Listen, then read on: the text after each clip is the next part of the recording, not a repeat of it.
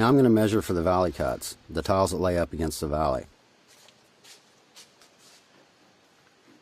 I'm labeling this section LV number 2. The L means that I'm on the left side of the valley. Also, when I mark these tiles for cutting, I'll pull my measurements from the factory left edge of these tiles. I'm highlighting the line from which I'll measure on the right side lap, and I'll measure from there over to within 1/4 inch of the center V of the valley. It's 14.5 inches, again, to within 1/4 inch of the center V. And now I write the measurements down. I go to the next course line and I place my tape above the course line so that the lower edge of my tape gets in close to the center V of the flashing.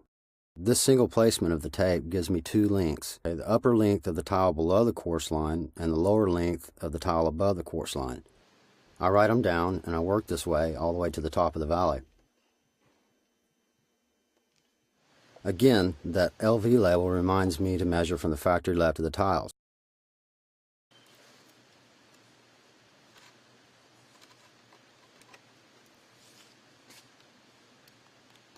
My measurements take me to the bend line,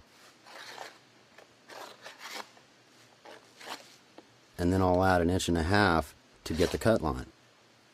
This is all just like the tiles that are laid against the hip, but in these valley cuts you'll need a little relief cut where the bend line runs into the nose downturn. I flatten this out a bit with my snips, and then I flatten it some more in the bender.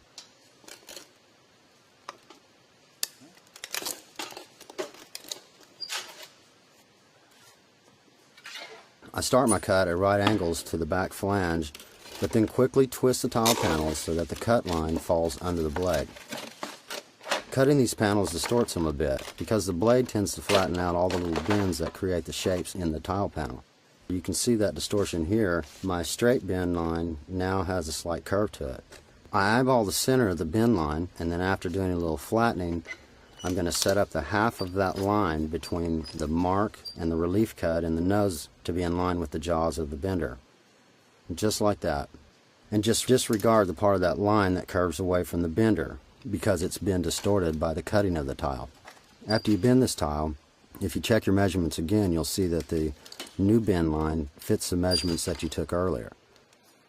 You can see that the bend down is tapered. It's 1.5 inches in the nose and 3/4 inch at the back flange. This bend down prevents most of the water and debris that gets into the valley from passing under the tiles. Let's watch this whole cycle again on another panel.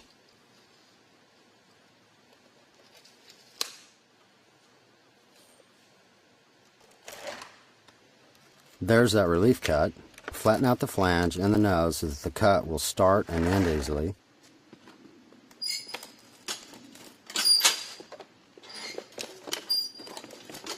Now notice how the cutoff drops away here.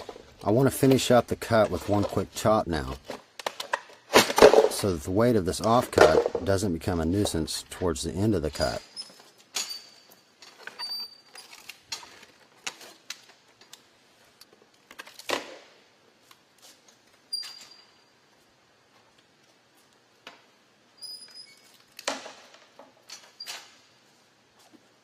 It's helpful to keep the cut tiles stacked into the same order that they go on the roof.